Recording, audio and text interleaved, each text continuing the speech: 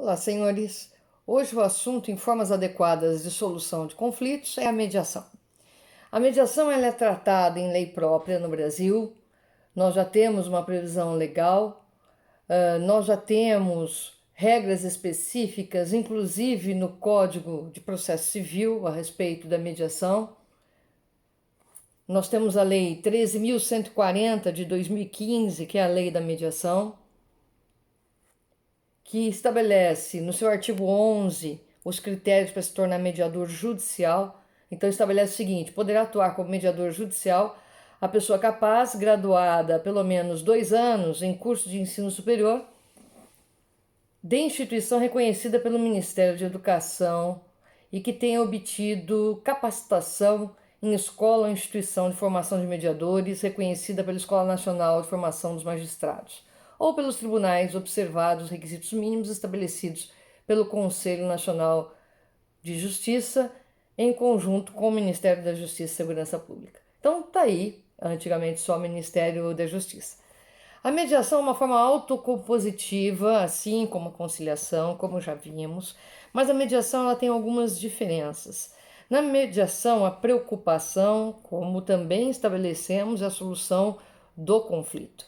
É a criação de uma esfera de diálogo entre as partes, né? Ela tem um conteúdo dialogal muito importante na mediação.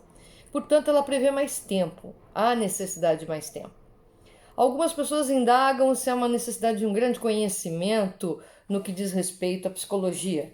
Não, mas é muito comum que se faça a chamada comediação, porque a mediação pode ser individual ou conjunta, que você faça a comediação, por exemplo, na área de família, com um psicólogo. Isso é uma coisa importante, interessante, porque muitas vezes o olhar, nossa profissão nos treina para determinados olhares. E o olhar do advogado ou do mediador, ele tem uma tônica voltada para o direito muito específica, diferente do olhar do psicólogo. Então, onde eu examinarei problemas, o psicólogo talvez deixe passar. Onde eu não vejo nada, talvez o psicólogo consiga ali estipular, olha, existe um problema a ser resolvido, um conflito que você não vislumbrou. Como é que trabalha o mediador? O mediador trabalha fazendo perguntas. Eu que atuo na mediação familiar, a nossa primeira pergunta, muitas vezes, porque a gente tem que trabalhar com a chamada ressignificação do outro, ou seja, as pessoas no momento do divórcio estão se odiando. Não cabe a você colocar mais lenha na fogueira ou então fazer um acordo para pura e simplesmente encerrar e acabou. Não. A sua posição como mediador vai ser tentar encerrar o conflito para que eles não voltem e não se prolonguem aí em 3, 4 ações, todas envolvendo as mesmas partes ou os filhos também.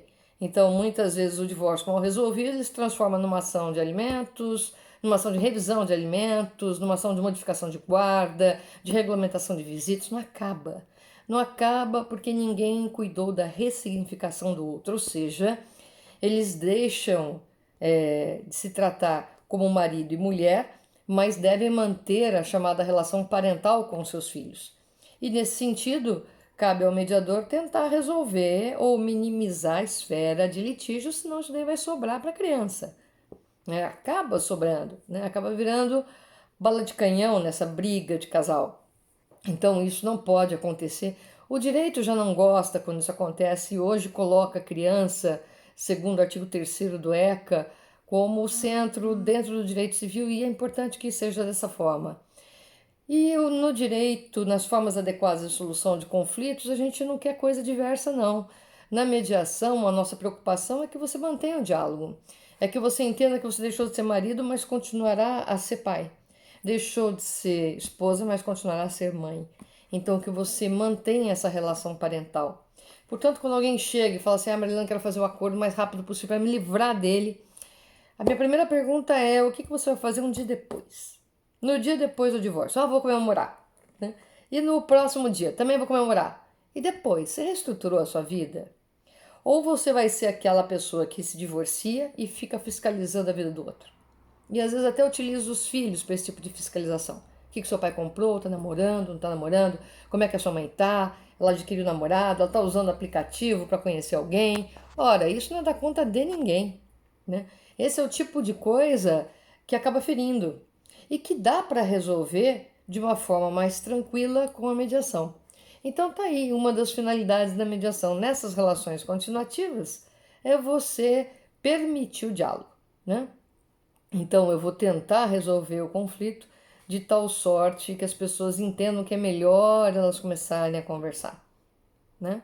Então quando eu pergunto o que você vai fazer depois do divórcio, qual é o seu planejamento para o futuro, quando que você o conheceu, qual foi a forma pela qual vocês se conheceram, em que momento você acha que a vida de vocês seguiu caminhos diferentes, você vai recuperando uma memória positiva do outro. Aí quando você pergunta se ele foi um péssimo pai ou uma péssima mãe, se ele espancou, se ela espancava o filho, se ela deixou de dar ajuda ou não, eles começam a refletir sobre a questão. E é essa a proposta e a preocupação do mediador, né?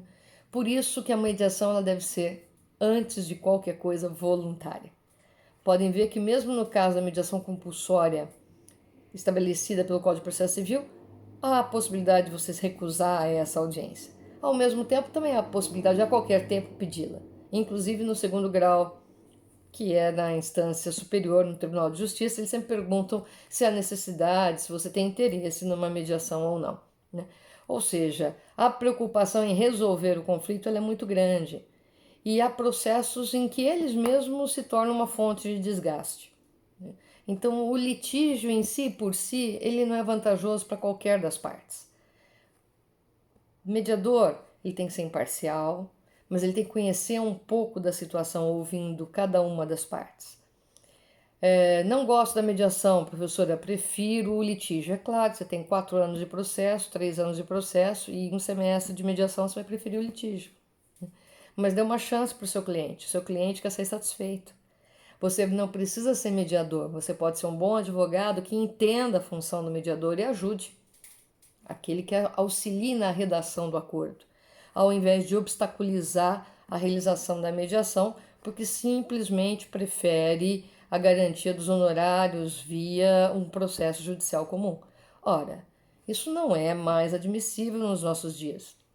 Há que se entender cobre honorários, se for o caso, para resolver o conflito, para resolver aquele problema.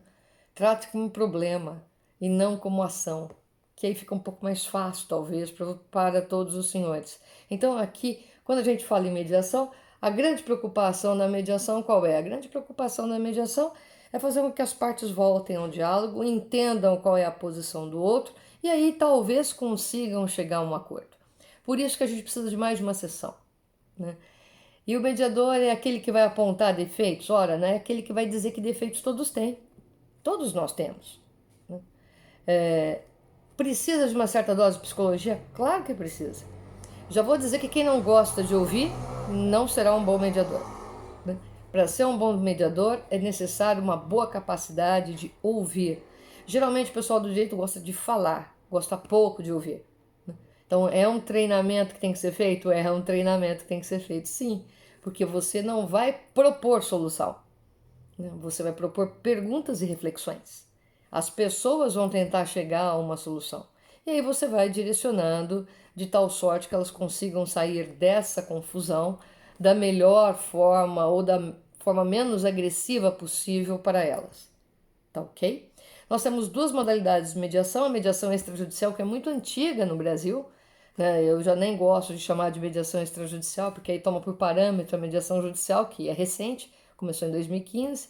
A mediação, aliás, com a resolução 125 do CNJ, mas a mediação extrajudicial é muito antiga. Tem advogado que sempre agiu como mediador, embora não tenha qualquer titulação, e a posição dele é sempre a de fazer as partes chegarem a um consenso.